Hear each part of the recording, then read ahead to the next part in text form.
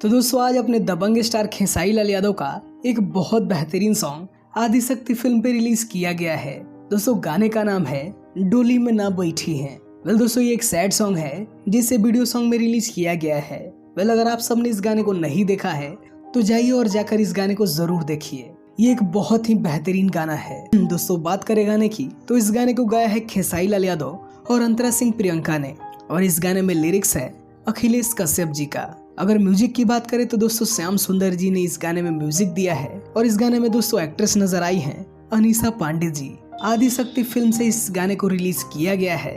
और दोस्तों जब मैं ये वीडियो बना रहा हूँ इस गाने पे 4,55,000 व्यूज हो चुके हैं। तो आप सबके लिए लगातार खेसारी लाल यादव के कई सारे धमाके आ रहे हैं, तो आप इन गानों को सुनिए और एंजॉय करिए और हमें कमेंट में बताइए कि आपको ये गाना कैसा लगा।